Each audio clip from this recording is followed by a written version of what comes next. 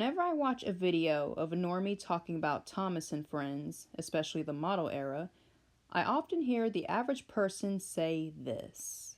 One such ceaseless source of sordid nightmare fuel is Thomas the Tank Engine, which premiered about 30 years ago. The super intense close-up shots of Diesel and the trucks straining and jerking forward are seriously creepy. I'm counting how many seconds late you are.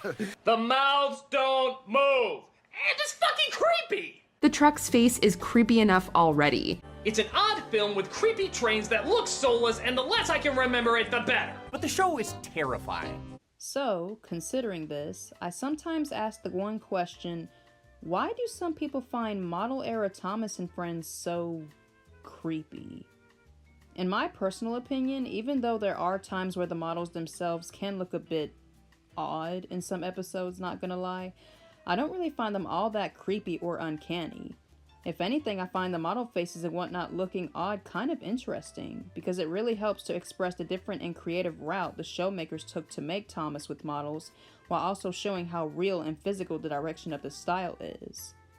As most of us know, Thomas first came out in the early 80s, and at the time, most children's shows were developed using traditional cartoon 2D art styles and flashy effects due to that thing kind of being popular at the time. You know, the whole flashful, colorful 80s thing. Shows like He-Man, Smurfs, and even Teenage Mutant Ninja Turtles used this type of animation. Thomas, meanwhile, while not even being a show from the United States, followed a different approach. While some kids shows from Britain in the 80s used the usual 2D animation like the Raggy Dolls and Banana Man, Thomas decided to do something drastically far from the norm and use actual physical models with moving eyes. Tugs would later do the same unique model style. Other British children's shows like Postman Pat and Fireman Sam did another cool physical art style with models using stop-motion animation. I think it's agreeable to say that stop-motion, while also interesting, was more common and well-known than the moving eye model methods of Thomas. Overall, Thomas being different than most other children's media this way is what made it stand out and become appreciated by the general public. The moving eyes, static faces, and human figurines were found to be quite charming and entertaining to both kid and adult audiences alike. Well, at least to most of the audience. I think one reason why people like to make model era Thomas and Friends seem so creepy and unsettling is because they like to use it in the usual modern day trend of creepypastas surrounding old, uncanny children's shows from the old times. Examples are shows like Teletubbies and Barney for their supposed freaky use of puppeteer costumes, and the biggest example being the famous children's mascot Chuck E. Cheese and his characters. Which I have to say, I do not blame them for that one. Have you seen the way those animatronics look in Malfunction? Ugh, sends me chills. But nevertheless, because of this popular genre, model era Thomas, already being considered eerie looking due to the bizarre faces of the characters, wasn't spared from being thrown into this sort of light. Which I can kind of see where they're coming from, especially when you look at the first 2 seasons of the show, back when the show makers were still experimenting with this whole new model thing. I mean, certain faces shown from characters like Percy, Gordon, Duck, Bertie, Trevor, and especially Terrence can appear a bit strange in some scenes. I mean, I cannot count the bajillion times people both in and out of the fandom has said that Terrence's static happy face is a bit unnerving, and don't even get me started on the good old infamous creepy duck meme. Memes of that still appear here and there in Thomas media sometimes. But of course, we all know the show's creators did not intend to make the models look creepy at all. In the end, their main creative effort was to make something that people would not only find enjoyable, but also fascinating, seeing as how this type of filmmaking was pretty rare back then and something family audiences around the country and later on around the world would admire, which they did and still do to this very day. Thomas' face is funny. Eyes rolling around, I can never get enough of that. Which, like I said, I never found the models that creepy to begin with, and quite honestly, I don't think they should be considered as such. But I do understand that some kids out there weren't and aren't really capable of seeing stuff like that, which I'll talk more on in just a bit. But I'm really happy to say that Thomas has always been seen positively by a lot of its kid audience, which can explain its popular impact on more kids as well as adult fans today, myself included. However, all things considered, it sadly still can't stop Thomas and Friends itself being portrayed by trendy modern pop culture as another use for edgy creepypastas because creepy train with creepy face, because old scary kids show from the 70s and 80s or whatever, and yeah, I'm so over it. And unfortunately, I think that's what has led to how some of the public likes to portray Thomas and increase that stupid, scary kids show image. I think another thing that adds to it is that people like to theorize how the world of Thomas and the island of Sodor works. Like, do the engines' faces have blood, and by extension, do the engines' bodies have secret body organs inside of them? Is Sir Topham Hatt treating the engines like slaves? The infamous and quite honestly stupid theory of Henry dying in the tunnel, and the most recent one, the engines' faces on their smoke box doors when they're open. Even though the last one I think about sometimes myself, it's safe to say that all of this trains talking and having faces and happily working for Sir Topham Hatt thing was to emphasize how the engines are alive and are literal breathing things.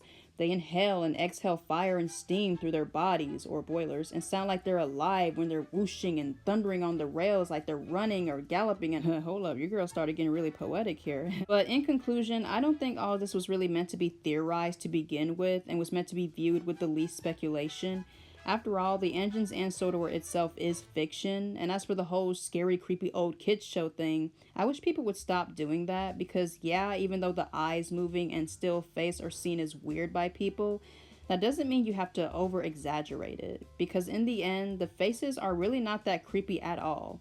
Seriously, creepypasta people, grow up.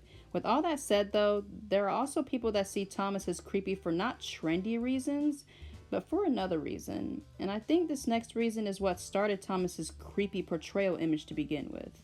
Let me explain. Another reason why I feel people find model Thomas creepy is that, well, like I said earlier in the video, it wasn't the type of art style they were used to when compared to other shows. You see, Thomas was later released in America in the late 80s, and like I said, 2D animation was the common norm when it came to kids shows and cartoons. So when Thomas started appearing on screens, I can see why some American kids watching were unsettled by this, because to them, this was a new thing they've never seen before.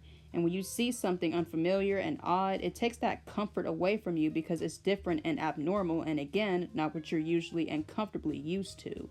So, the static faces and moving eyes of the characters may have appeared disturbing to kids because it looked more frightening and strange than the usual more tame 2D animation they've been seeing most of their days. And for some, that unfamiliarity sticks with them whenever Thomas is mentioned or seen, and it stays with them as they become adults. So, maybe that's why some adults out there have made the statement popular of Thomas being so creepy to modern day people and media, because they've always had that opposite opinion of Thomas being a unique and different kids show because it wasn't like the traditional animation in American children's shows. Even later in the 2000s, the show was still looked at with raised eyebrows because kids shows were still using 2D animation and even 3D animation that the average kid watching was more used to. The same can also be said for adults seeing the show for the first time too, though, because even though they're not a kid, they still have that mindset on Thomas looking negatively different and creepy because it was so unrecognized in cartoon culture. I'd like to also mention that people point out that the violence or whatever the show does with its crashes also makes it too scary for kids, which I get, because the crashes in this show were wild as hell at times.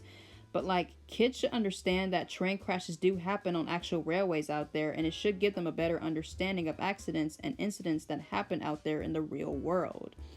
Vehicles, whether they're locomotives or cars, are machines, and if not handled properly or if something happens, like how lots of things happen in life, it will crash. And I think model era Thomas does a decent job in teaching kids that in the most toned down way possible. And by that, I mean playing these crashes out as life lessons if a character misbehaves or is doing a wise heroic good deed in some way.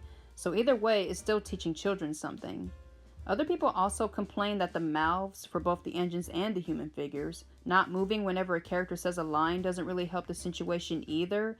But as someone pointed out on Twitter once, it's believed that represents the storytelling purpose that the show was trying to do. After all, the stories from these classic model episodes were adapted from books, so the static mouth movement was most likely trying to give off a storybook illustration type of vibe. You know, pictures are still, so the mouth is still, while everything else moving more, like the eyes and the engines, I think demonstrates that storybook setting coming to life. These factors really helped to flesh out how creative and distinctive model era Thomas was trying to be, and it pulled off very well.